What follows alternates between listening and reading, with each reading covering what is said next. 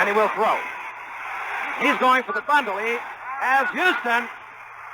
Houston steps out of bounds. Houston inside Dallas territory to the 34-yard line, and I'll tell you, that's a gutsy call. Well, hello. Thank you so much for taking time any day to check out this video, and welcome to the Gridiron. And before we get started, I just want to say thank you so much to everyone out there who's been watching my videos. Thank you. If you can maybe give this video a thumbs up or possibly leave a comment below or maybe even share this video, it would mean so much to me. But anyway, just thank you so much for just taking time out of your day to check out this video. Thank you. Well, there was, I guess, I had a little confusion or something. It seemed like, well, especially what I was reading too, was that Daboll was coming in on Monday, yesterday, for a second interview. But that really wasn't the case. I guess as the day wore on, things started, the news changed a little bit and all that and everything. Dan Quinn came in on, and he interviewed Monday. Dan Quinn came in like Sunday, to get in the area too. I guess, I don't know, where, a hotel or wherever he was at, and then, to be ready for his Monday interview. Well, it's kind of the same thing with, with Daboll. I mean, he came in, he was in, like, either, it must have been yesterday. He came in for his interview for, today. So, he'll be having his second interview very soon, today. So there would seem to be like a little bit of a confusion. Now, it didn't take long. Basically it was just about hours after Shane was, I guess, told he was, the new GM of the Giants. He had like some kind of teleconference with Daboll on Friday. So it was like right away. So they also spoke with. It was Saturday. He spoke with Leslie Frazier. That was probably another teleconference. I guess with Shane and maybe Mr. Mara and Chris Mara, right, and Tish. I guess maybe they all had like a teleconference together. But I guess it was on Saturday for Leslie Frazier. Then they had I guess Sunday. Right after, because the Bengals played Saturday, so then Sunday they had I guess a teleconference with Lou Anarumo, the Bengals defensive coordinator, who happened to be the Giants defensive backs coach in 2018. So I mean every day they got something going on. I mean they pretty much Thursday, Wednesday, I guess ever since I think it was like maybe last Tuesday. I think they brought Joe Shane in for his second interview for the GM. Wednesday they had Ryan Poles. Thursday they had Adam Peters. Friday they announced Joe Shane, and then Joe Shane started talking to Daboll on Friday. Saturday I think they had the conference with Leslie Frazier. Sunday they had their conference with Anna Rumo. And I guess Monday, Dan Quinn came in for a face-to-face, but it's just the first interview. So today, they have Brian Daboll coming in face-to-face for his second interview. So they're moving quite along there. They're also going to interview both Brian Flores and Patrick Graham for the first time. I guess probably maybe Wednesday and Thursday, I guess, and then maybe possibly Friday. We might have an answer. I guess it all depends, because they're going to have them come in, I guess maybe for a second interview. So I guess if Flores comes in and Graham comes in, by the way, I'll go over this in a minute, but anyway, either Flores or Leslie Frazier must come in. I'll go over this in a second. But so I guess after the interview, possibly Graham and Flores. Maybe they might, if Daboll's going to be the guy, they'll maybe announce it, or unless they got somebody else going to come in for a second interview. That I don't know. But now, it's kind of, is it, because Daboll's coming in for a second interview. Nobody else is coming for a second interview yet. And as far as I know, nobody's scheduled to come in for a second interview. So I don't know, is this kind of all just like a little formality because they're bringing in Flores and Patrick Graham for their first interview, just to satisfy the Rooney Rule? Kind of makes you wonder there. And then after they interview Flores and Graham, I mean, they're just going to straight up hire Daboll? So is this basically maybe kind of all of just a formality? Now they say, they just can't quite go right straight up and hire Daboll just yet. All right, if he is the winner, we don't know. We won't know that until after they get done hiring Flores and Patrick Graham, interviewing those two. So I guess it might be, like I said, maybe Wednesday and Thursday. Because they have to satisfy first. They have to satisfy the Rooney Rule, and even though he was the first one to be interviewed, Daboll, and the first one to come in for his second interview, all right, they still have to satisfy the Rooney Rule before they actually hire anybody. All right, so now you got Daboll, Leslie Frazier, Dan Quinn, Anarumo, Brian Flores, and Patrick Graham. Okay, obviously, 3 of those are minorities, all right? But however, Graham does not count toward the Rooney Rule because to satisfy the Rooney Rule, the person must be outside or an external minority candidate. You can't, so Patrick Graham doesn't count toward that. Now, one thing I don't know, as I said, say the Giants had, obviously all their offensive coordinator, defense coordinator, and then you got the tight ends coach, the running backs coach, the quarterback coach, all of that. I don't know. I mean, say 5 of them were black, and say they brought, they interviewed all 5 of them for the head coaching job. Right, brought them all in, sat them down, had them all face to face with them. I guess they would still have to take 2 from outside and bring them in as well too. That's just the way it seems like with this Rooney Rule. The Giants must interview 2 external minority candidates. All right, and one of them must be in person. So what they can't do is they can't just like video conference Leslie Frazier and video conference Brian Flores with pretty much no intention upon hiring them. Just video conference them, be on there for an hour or 2 or whatever. Thanks, pal. Hey, have a good one. And that's it. One of them has to be face to face. All right. So they have to talk to 2 external minority candidates. All right, so they've already done 1. They bring in Flores, but one of these, or if they did Leslie Frazier with a video conference and then they did Brian Flores with a video conference, that would not satisfy the Rooney Rule. One of them has to be face to face. So that's why they're bringing in. Obviously Patrick Graham said he wanted to possibly be a head coach sometime. Right, so they're interviewing him, but that's why they're possibly bringing in Brian Flores to sit down and go face to face in person. So then that would satisfy the Rooney Rule. You have to talk to 2 external minority candidates, and one of them has to be face to face, and that only makes sense. I mean, because it's the Rooney Rule. Obviously, is in place. It's a very important rule, and. Just the people just try, or owners just try to work their way around. We'll just make a couple video calls and we're good to go. No, it's a very important rule. It was put in place for a specific reason, and Mike Tomlin now, as far as I think, he's the only minority coach. You have 32 whites and 1 black.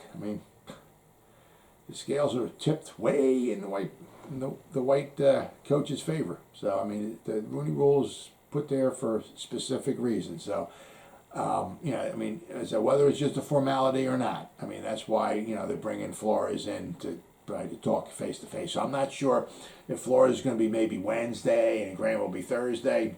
Who knows? But but apparently today, Daboll will be in face to face with his second interview. So as I said, we'll have to wind up seeing if anybody else gets called in, or if Daboll will just be announced as possibly the winner.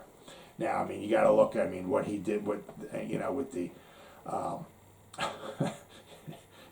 their offense was pretty spectacular, especially in the second. I mean, they struggled. I mean, it was they struggled, but once Josh Allen got going, man, is a freaking beast, unbelievable. But it was like as Josh Allen goes, that offense goes. I mean, to get Daboll, I mean, the offense is creative and everything, but you still need the pieces in there. Very, very important to have those pieces in there. And Josh Allen is, whew. And once again, I kind of it's like, man, yeah, we could have Josh Allen, but we got Saquon Barkley. Oh well, it is what it is. But Josh Allen, what a beast. But I mean, after what they wound up doing, to the Chiefs, they had over 400 yards of offense. They put up all the points and all that and everything. I mean, made Daboll's stock go up. I mean, I know Leslie Frazier wasn't on the field, but I mean, his stock might have came down a little bit. Maybe a little bit. But I mean, because they just couldn't stop the Chiefs. I mean, 13 seconds, you give up a freaking field goal. 13 seconds. I mean, they were I was on Facebook groups and all and everything. Patrick Mahomes marched down the field and kicked a field goal in shorter amount of time than it took Dak and the Cowboys to run that quarterback draw and try to spike the ball. Took them, they blew 14 seconds and they still didn't even spike it before the clock ran out. Well, Patrick Mahomes marched them down from the 25 to inside like the 35, I think it was. Maybe like around the 30-yard line, so the 31, 32-yard line, somewhere around there, he marched them down to.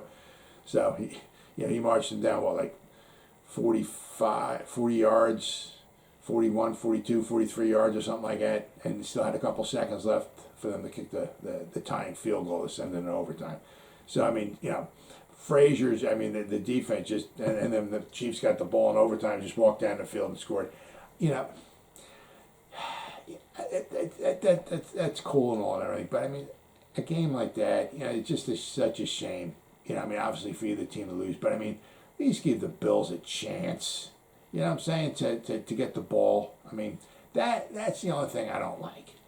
Is that if they score maybe a defensive touchdown, I could see that, right? If a defensive touchdown would win the game, but if the other team gets the ball, walks down and scores a touchdown, give the other team a chance. I mean, come on, you're gonna have a game like that, and the Bills don't even get a chance to get the ball in overtime. That's such a shame. That really such a shame. But congratulations to the Chiefs. Way to go. Now Patrick Graham, all right, is.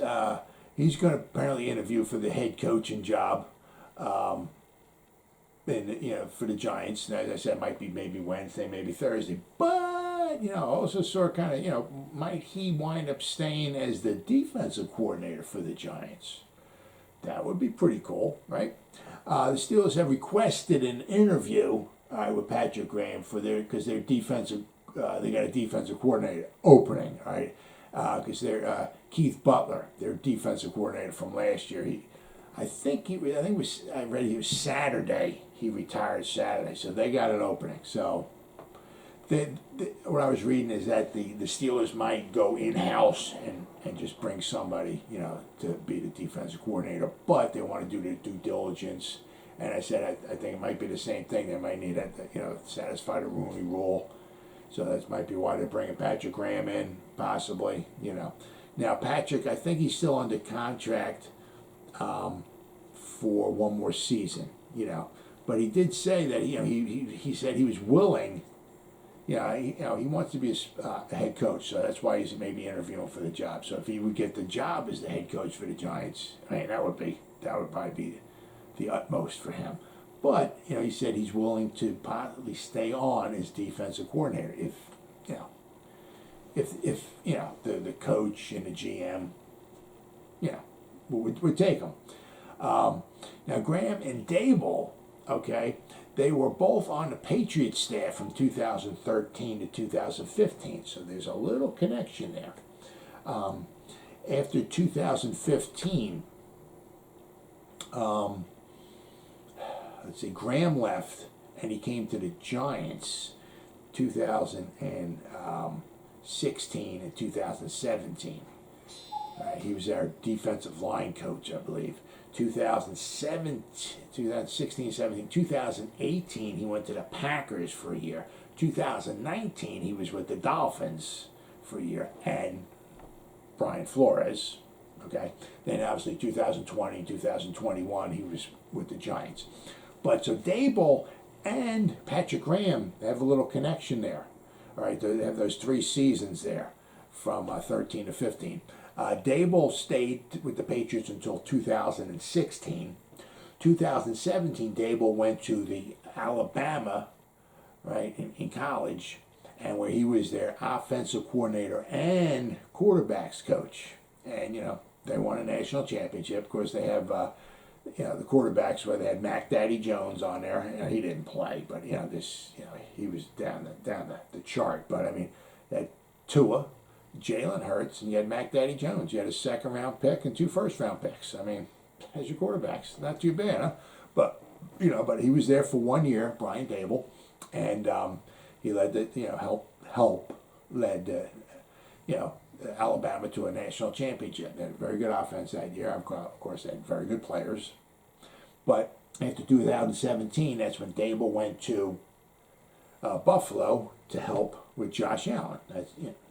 So, and he's been there ever since. Josh Allen's from 2018 on's been there, and obviously Daboll's been there on. So, but for 3 years, Graham and Daboll do have a little connection there. So, quite possibly.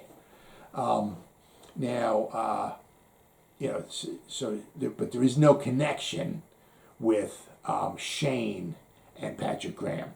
Patrick Graham was the defensive coordinator of Miami in 2019. All right. Shane was in Miami, but not in 2019. Shane was in Miami from 2008 to 2017.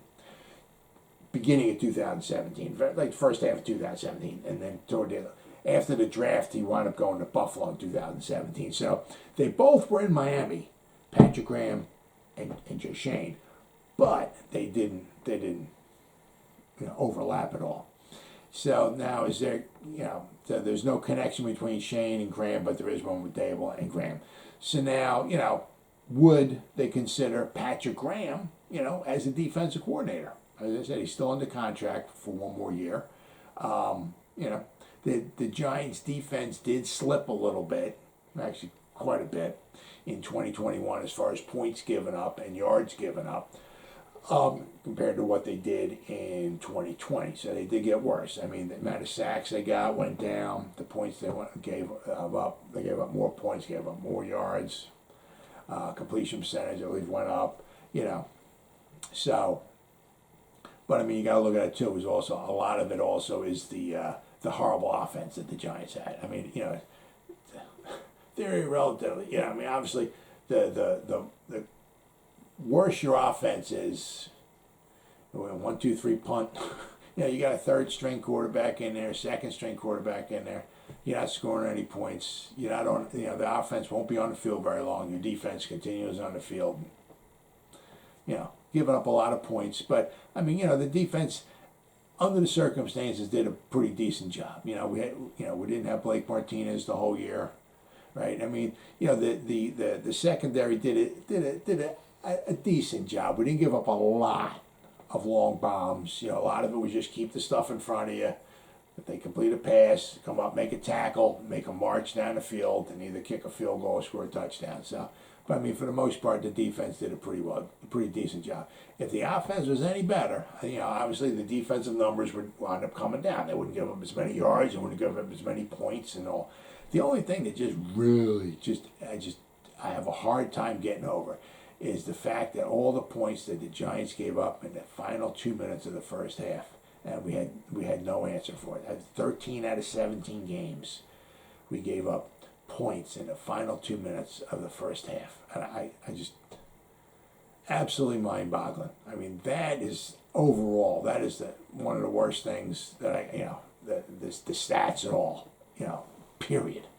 So Patrick Graham, if he winds up staying as our defensive coordinator, he really needs to work on that. But as of right now, any time now, Brian Daboll will be in for his second interview for the head coach of the New York Football Giants. Well, as always, guys, thank you so much for taking time any day to check out this video.